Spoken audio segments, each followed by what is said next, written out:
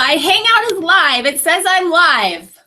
Yay, look at you all. Have yourself a very witchy Vlogmas. Stay tuned. Wow, I'm bright. Holy smokes. That's a lot of blue. And a lot of, you know what's crazy? Do you remember my old background in my videos? I used to use, this goes all the way back to my first company, Koshi. I used to do these, what are they, like flea market kind of things here in Los Angeles, where I would sell panties and t-shirts and handbags with my illustrations on them. And I had this big board that I would like hang everything on in the Koshi colors, pink and orange, and then some yellow to pop. And then when I started making videos, I used that big board as my background. And I did that for years, even though some people told me they didn't love it. I'm very stubborn. Oh, let me get this. This is my podcasting microphone here. Get that out of the way. So I did it for years, and I finally was like, yeah, that is very garish. There's something like so garish about it. So I started using a white background. And then what did I do? I painted my office this super like garish, bright coral color. So I don't know. It's a soul thing. My soul is garish. I cannot get away from this. What is this? This super bright, I think this is called salmon, but it's so bright, especially on camera. And I think I saw Marla here. Hi, Marla. I went to go see The Love Witch, the premiere of The Love Witch with my friend Marla. And that was like one of my favorite things about it, was like those garish colors, the eyeshadow and like the outfits that The Love Witch wore. So I don't know. It's a thing with me. How are you all doing? I'm going to go read your comments and see who's here. Jennifer Piccolo. Hi. Hi. Oh, I miss you guys. I miss YouTube. Look at, oh my gosh. Hi. Anarwin. It's weird when you know people's names. Also your Twitter name I can't pronounce. But hello. Hello, Victoria and Karen. I gave you a shout out at the end of the Patreon podcast that I posted late last night, Karen, because you said you would be here, and you're here. Yay. Amy is here, and Jamie. Hi, Adam. Adam from Scotland. Hello from Los Angeles. Hi, Shadow Sun. Emma. Oh my gosh, this is so cool. There's so many of you. The Cusp of Magic. That is cool. Magic with a K. Hi. And Amy. And Therese, hi, hi. And Jennifer, oh my gosh, Jennifer David Hesse is here. Both her, well, Marla's been writing Cozy Mysteries, and Jennifer writes Pagan. This is so fitting for today's subject. She writes Cozy Mysteries based on the Wheel of the Year. So it's, I forget the name of them. They're Wiccan. Can you tell us what the name of your book series is, Jennifer? I'm going to have her on the podcast. I'm going to do like a little rapid fire question for her and then put a longer interview on Patreon, because I've been talking about writing. There's like a tier there called The Witchy Writer's Journey. And Jennifer has a traditional publishing deal, which to me is like, oh, so does Marla. Marla has published books traditionally. So hi, Wiccan Wheel Mysteries. There you go. We'll be talking about that this month. Hi, Rose of Venus. Thank you. It's really fun to be here. I feel scattered. I feel more vulnerable too on YouTube than I do when I'm podcasting. There's something about podcasting. You can just roll up in your pajamas with no makeup on and just talk. It's like a phone conversation. And here I'm like, well, I didn't have time to do my hair, so you're getting this. But I'm like, I think I need some makeup. And then right before I came on, I did like whoosh, whoosh with the eyeliner to make sure I had eyeballs, because I'm so blonde. Sometimes I'm just a mush. Everything blends in with everything. Immediately looking for Wiccan Wheel Mysteries on Amazon. That sounds amazing, right? Right? I love that. And I feel like a cozy mystery would be the perfect, especially one based on the Wiccan wheel, would be perfect for like those cozy hygge winter nights when you just want to curl up with something entertaining. So having said that, that actually ties in. Let's just jump into today's subject. What did I call this? Pagan Christmas with the Kiddos and books for new witches. I'm actually answering two people's questions here today that I put in a PDF. Oh my gosh. Sometimes, not sometimes, every time. There, pump it up. The font, when I cut and paste it from like Facebook or email into a PDF to read, it's like teeny tiny. So Linda sent me an email saying, looking for tips on parenting pagan style and getting through Christmas. Hi, Joanna. I just finished listening to your podcast with Afura Nefertiti. So I was on Afura's show. Oh my gosh, it's too early. What is the name of her show? Work It Witch. Work It Witch. She has a podcast called Work It Witch. And I loved hearing about your journey. I am writing today because I'm looking for answers from women who were raised in Christian households who are now mothers and how they handle raising their children in such a Christian-oriented society. I live in Mississippi and was raised Christian, pretty much in the same way it sounds like you were. I am 41 and have a 10-year-old daughter, and it is really hard trying to get away from the Christian idea of Christmas and celebrating Santa Claus. Last year was the first year that we truly celebrated Yule and introduced St. Nicholas, but I would love to know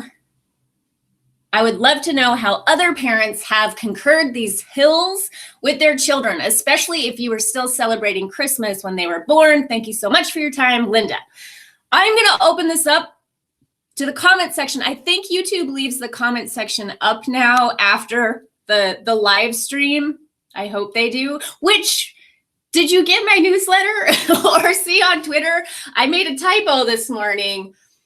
I was tired. I had a really long, exhausting day yesterday in the very best way. I had a blast from 5 a.m. until late at night. And I was so tired. Sunday's my day for sleeping in. I usually sleep 10 hours on Sunday, and I wasn't able today. So I was so tired, and I'm like, I have to tell the people on the Twitter that the live stream is happening, and I accidentally typed love stream, and that actually gave me energy because I love stuff like that. I was like, oh, what a cool typo. I don't think that's a typo at all. I think that's spirit, because we witchy people, we like to attribute everything like that to spirit. So I stuck with it. I was like, yes, this is not a live stream. This is a love stream. So I'm sending love at ya. I think the love stream sounds a million times better than live stream, right? Let's start saying that. Let's make that a thing. These are love streams. So glad you're back on YouTube. Have you heard of Puka pages? Pagan coloring books, and I believe books for kids. Okay, so there you go, Linda. Check out Puka pages, pagan coloring books. I have not seen them, but that is an awesome idea. And then I know Teresa Reed, she has the tarot coloring book, and it's all the tarot cards in coloring book style. And if you want to, a 10-year-old daughter, I feel like that's the age when you start really getting curious about that stuff. So I think that's an awesome answer. Hi, Carol. Thank you. Hi. So I wanted to open it up to the group because there are way more pagans than I. And I almost feel like weird calling myself a witch sometimes because I'm not a Wiccan, I'm not a pagan. For me, being a witch is about following the wheel of the year, which is definitely something that I borrowed from Wicca. And it's really, really what got me into it is magic. I love magic. I love this idea of creating change and conformity with your will. And that's I just can't imagine, call it magic, call it a miracle, call it what you will. I can't imagine a day where that's not going to be exciting to me. And I love all the ways you can do that, like super practical, like personal development, like, roll up your sleeves and do the work, To me, that's magic if I'm overcoming some internal obstacle to achieve it, which I am always doing. I can't even tell you how many times I'm like climbing over the wall of fear or just old patterns to make something happen. So I say that's magic because I'm impressing the heck out of myself. I'm going beyond what I would be capable of otherwise. So I am into the magic. I'm definitely into the nature and the wheel of the year. But I don't really get super into, it just never was a passion of mine, going back to recreating like pagan traditions and pagan holidays. I love that stuff, and I've definitely gone through phases with it. The thing that has been the most interesting to me is Astro-theology. I busted out some books to show you because I'm such a book nerd. This is one, I laugh because I think every time that, just Google pagan Christmas and you will just put on YouTube, go to YouTube, put in pagan Christmas, and you are going to get 200 different origin stories, and people will swear it's the truth. And they'll be like, look at this symbolism and look at this symbolism and what it really means. And this is what pagans were really doing back in the day. You'll see a lot of videos. This is fascinating to me, of Christians rejecting Christmas because of the magic of the internet. They found out Christmas is a pagan holiday. So now what kind of world are we living in when Christians aren't even celebrating Christmas anymore? So I laugh because I take this with a grain of salt. I think there is some conspiratorial, fantastical information in here, but it's still extremely fun. And the astro-theology part of this, I think, is right on. The part that I think is that I love, don't get me wrong, I'm not saying I don't love it. I just don't want to present this to you as the truth. The part that I really enjoy, I enjoy the whole thing, but is Amanita muscaria, fly agaric mushrooms, the red mushrooms here. These authors tie in the whole like life cycle of a fly agaric mushroom with Jesus to prove that Jesus is a pagan thing and that Christmas is a pagan thing. And it gets really heavy into like the Holy Grail and the symbol of the cross and why it all traces back to these mushrooms. So I love that. This is so funny. And I've mentioned this before, and I have a feeling people think I'm kidding, but I'm so not. I wrote a song once called Jesus is a Mushroom. Because I went through a phase with this. It was like, Jesus was a mushroom and I ate him on my way to school one day, which is not autobiographical. I did not eat a mushroom on the way to school one day. It was definitely not a mushroom named Jesus, but I don't know. There's something, I have a thing for mushrooms. And I'm not talking about psychedelic mushrooms, but that's fascinating too. And you can trace a lot. I think you can trace almost every religion has some, I think, this is again just my personal belief, but I think every religion links in some way to astro-theology and entheogenic plants. And it depends on what part of the planet that the religion came up through or the tradition came up through, you know, because people living in the Amazon are going to have a very different flora and fauna situation and a totally different experience of the sun than people living in Sweden. And a lot of our Christmas traditions, they come from up where like Germany is and Scandinavia, and then maybe going down into like the lower like Celtic regions and stuff, but it's a very white thing. Very white thing. Siberia, I think probably a lot of it comes from that. This also touches on Santa Claus a little bit, I think, if I'm not confusing this with, I might be confusing it with this book, Pagan Christmas. Good reading.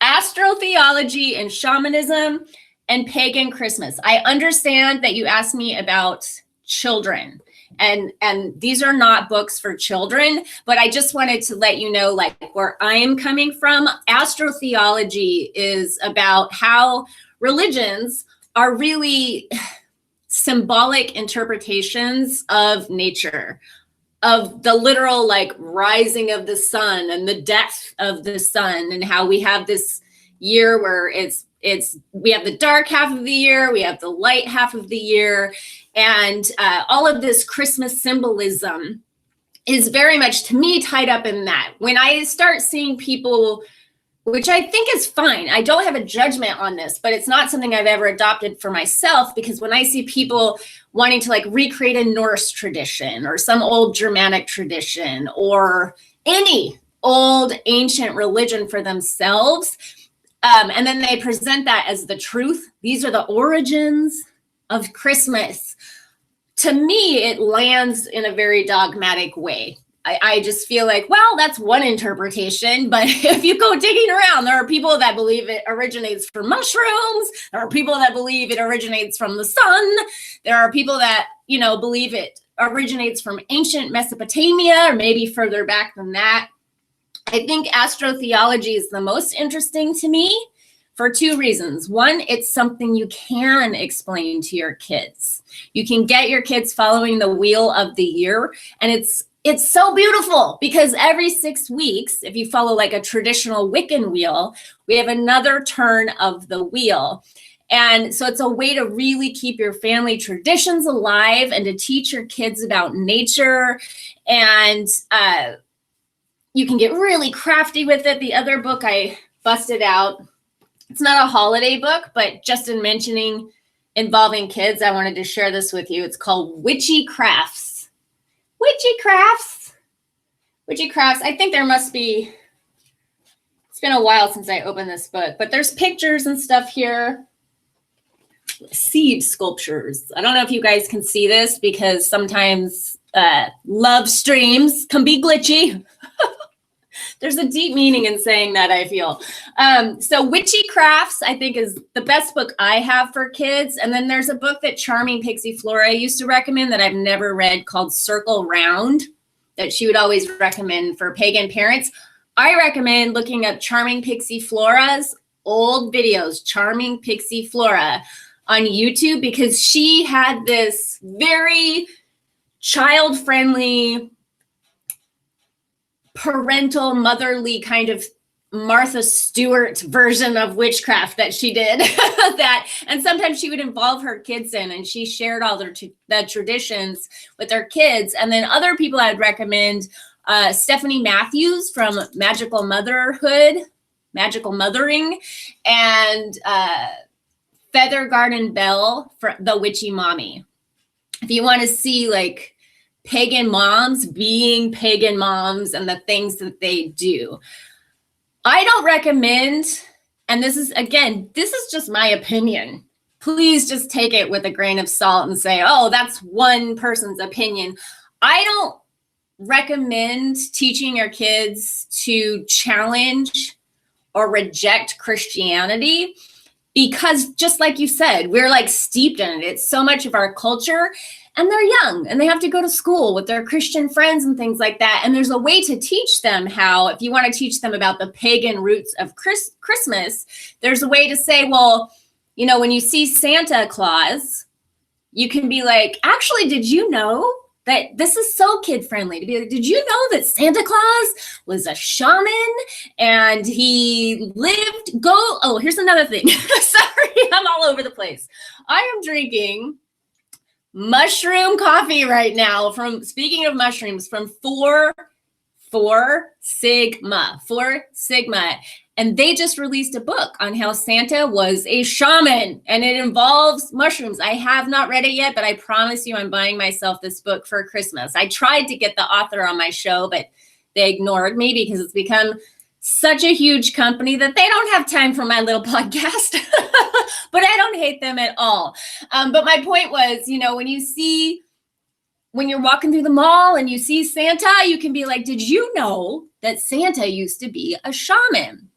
Or if you see a Christmas tree, you can say, like, do you know that religions, all different religions, it's not just Christians that celebrate that. Like, the Christmas tree is a symbol of everlasting life. And then you can go on to talk about reincarnation or anything that you want to teach them or share with them. You could talk about the symbolism of the Yule log.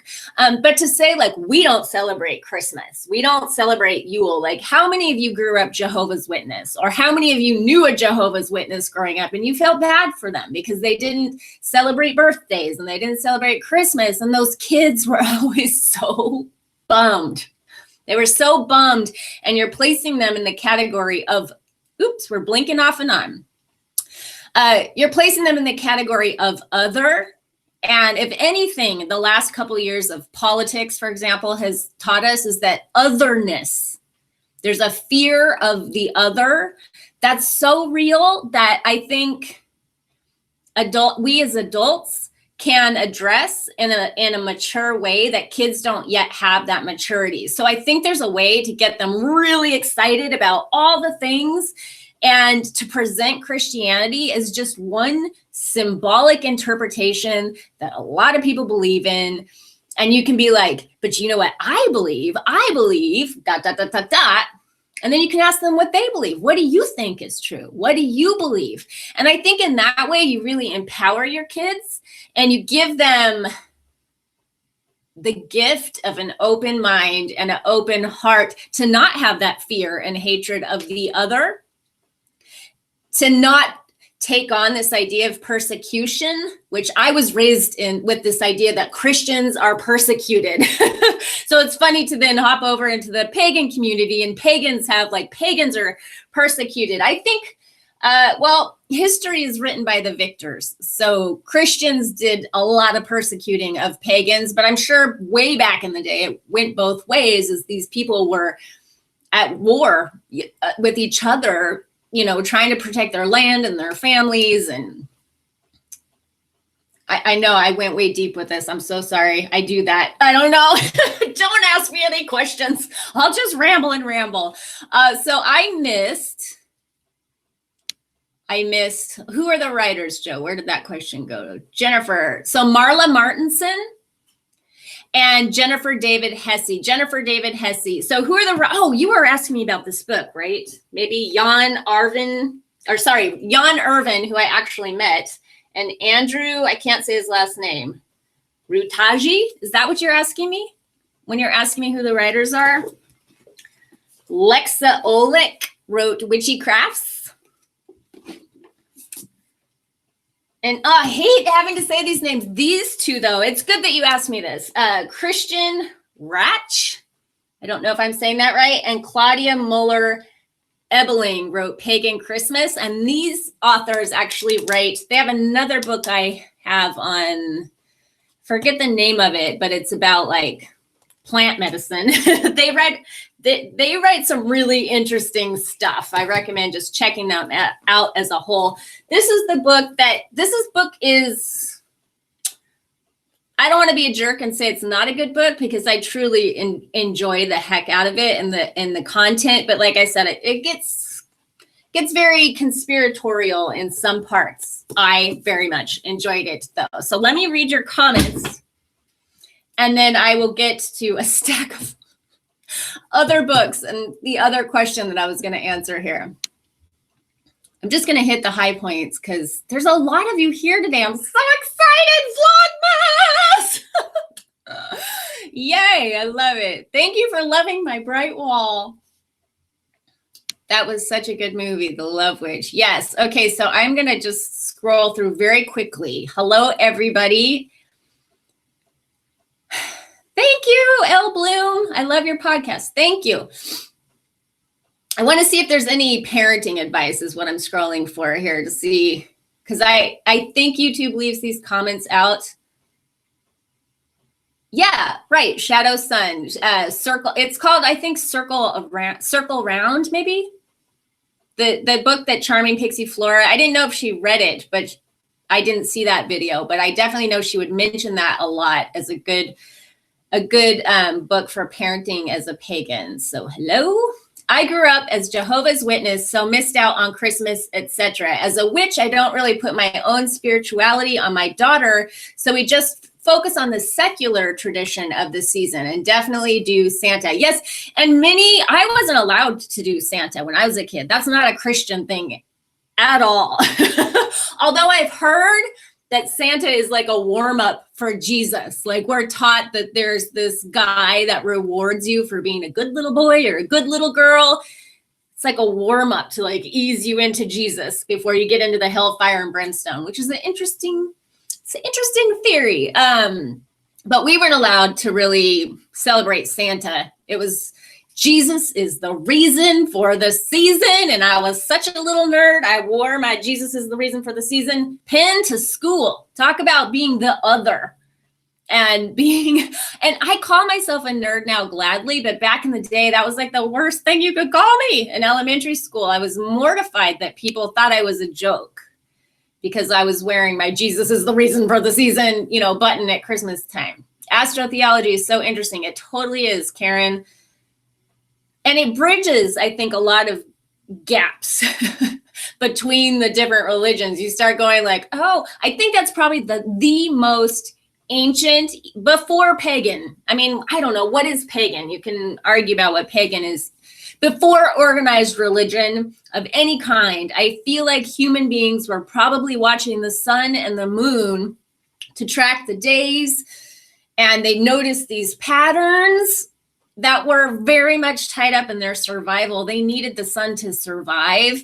And they learned to track the constellations in the sky and the visible planets and things like that to orient themselves to their surroundings in order to survive. And in that way, like the sun became the god. It's like the god is returning the light of the god that they literally needed to stay alive and grow food and not freeze to death. So I think that's where a lot of our religions come from. And kids, you can teach them this stuff from a little tiny age, and it's fun for them. And you don't end up locking them into a dogma where they have to then reject you. It's your crazy mom teaching them whatever it is, Mormonism, Christianity, paganism, whatever it is. I guarantee when they get into high school, they're going to think you're nuts because they just want to be cool. So I think fostering an open mind is such a great idea. God, I talk with my hands. I can see myself on a delay and I'm like, coming at you with the love stream. I wonder if you tied my hands down, if I would be able to formulate sentences. Even saying it, I definitely feel myself, I have to think about talking if I don't have my hands. What is that? What is that? We still do Santa. Oh, here's an interesting one from Jennifer Piccolo. Here in Ireland, there's these Educate Together schools where they do not celebrate any holiday in specific, but instead encourage kids to share stories about their tradition. I love that. I think it's a very timely time for a school like that too, because of what I was saying about this fear of otherness and the way kids will act out their parents' prejudices or like hyper partisan political beliefs. They'll act that out on the schoolyard and become bullies and things like that. So that's a great idea for a school like that. Danny, hi Danny. I've been seeing mushrooms jump out at me lately. It's so funny that you're talking about it too. What is the universe trying to tell me this time? Clearly, it's trying to tell you Jesus was a mushroom and you should drink mushroom coffee. My favorite. I make it bulletproof style, so it's good. Hi, Melissa. When I grow up, I want to be Santa. Maybe that's the best comment of the morning so far. Joanna, hi. From Joanna to Joanna. I went to Catholic school where we were taught Jesus, Santa, and evolution. That is quite the combination.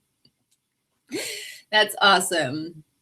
Charming Pixie Flora is my life coach. Yeah, that's what she's doing now. That's so cool. Tell her we all said hello and we still love her. Circle Round is by, oh, that's by Starhawk? Of course Phoebe would know that.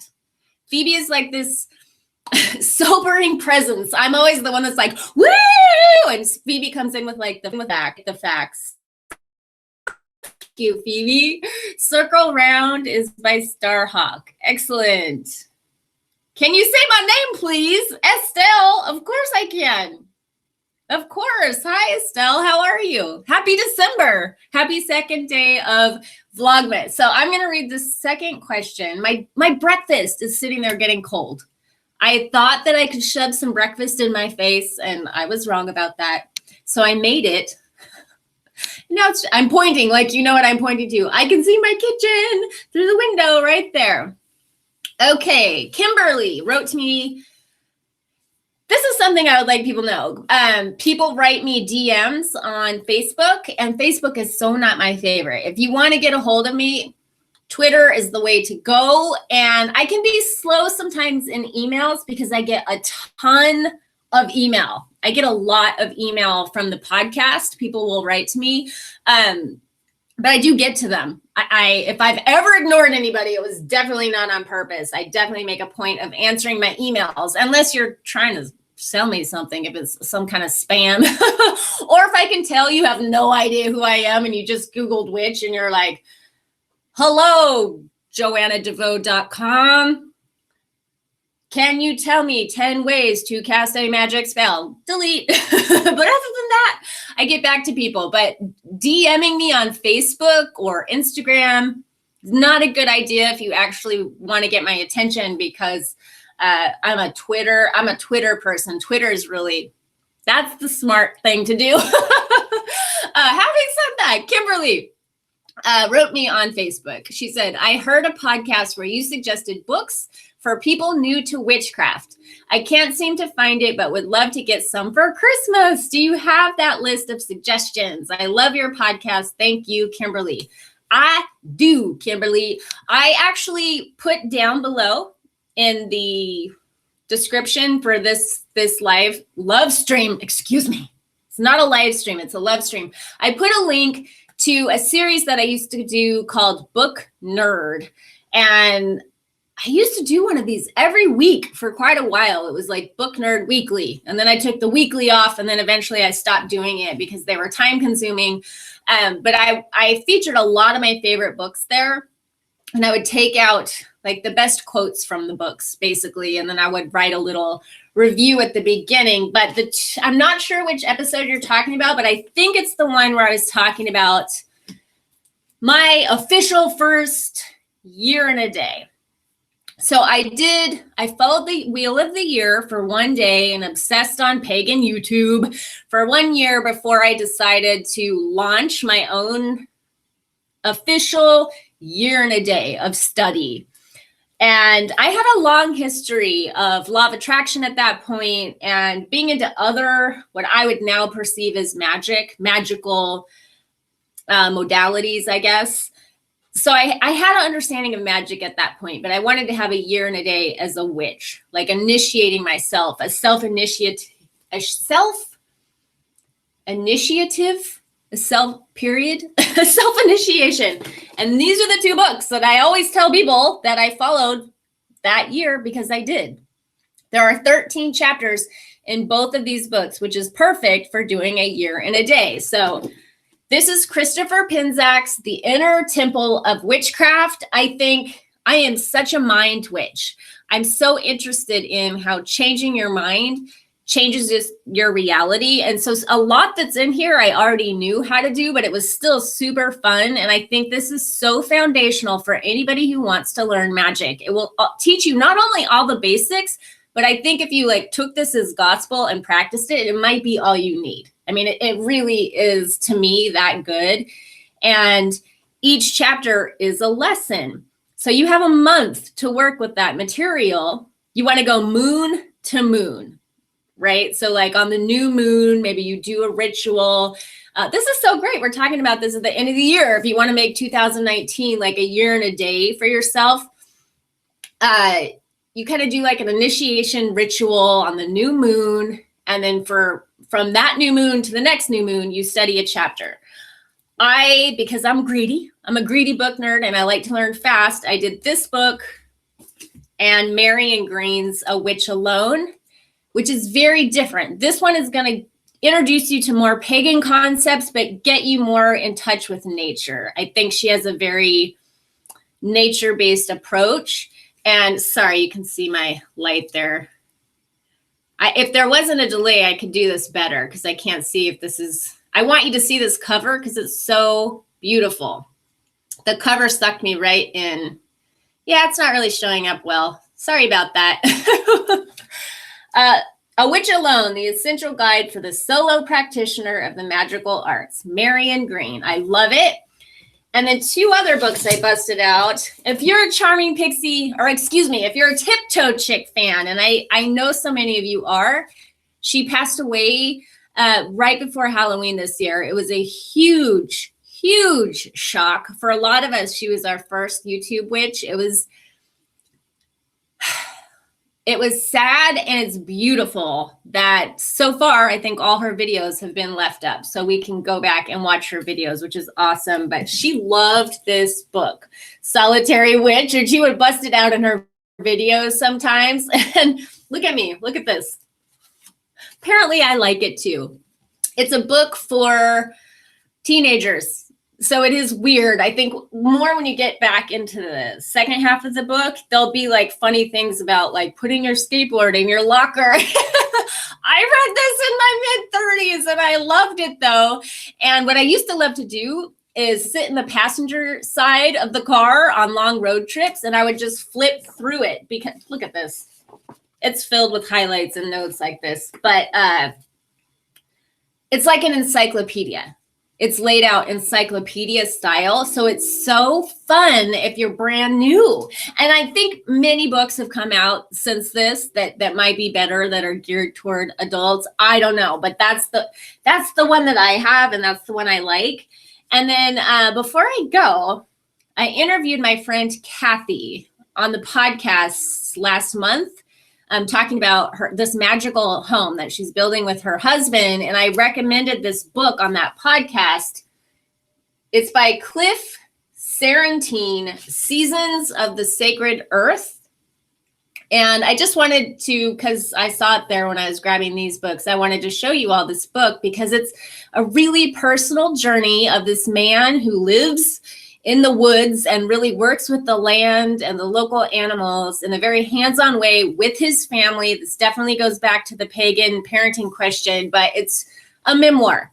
It's like diary style about this man living with his family out in the wilderness, basically, and crafting this life by seasons. So it goes like through a whole year, and you get to experience with him this landscape, which is very wild, and how that informs their practice. It's a really interesting book. So those are my book recommendations for today.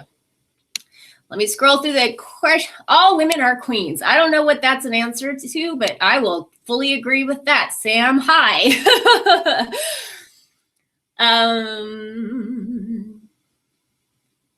Estelle says, my favorite books are from David Williams. And Elena Cortez says, cradle Catholic here, but not practicing, and just learning 5 years ago of the witchcraft practiced by my great grandmother. I'm so jealous. Like, what witch doesn't dream of unearthing something like that, finding out that your great grandmother was very witchy? Yeah, that's amazing. Okay, so let me scroll up and make sure I didn't miss anything. Okay, I think I'm all caught up. And I want to eat my breakfast, but I'm going to be doing this all this week. I'll be doing live streams. My goal is to, on Saturdays and Sundays, post vlogs so that I can sleep in. It's a totally selfish, it's a selfish goal, but I'm doing 20 days of Vlogmas. So hopefully the way it'll work out is I'm going to live stream 8:30 a.m. Pacific Standard Time, Monday through Friday. And then on the weekends, and then I can dabble. Vlogs are so time consuming. I'm amazed at people who do Vlogmas and actually post a vlog every single day. That is so much work.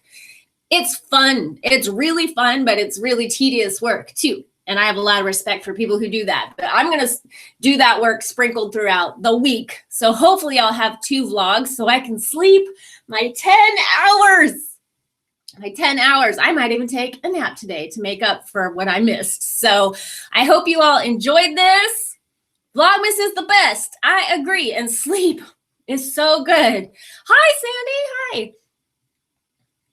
Yay, you're welcome, Laura. Okay, I hope you guys come back here. I would love that. I'd love to see you tomorrow.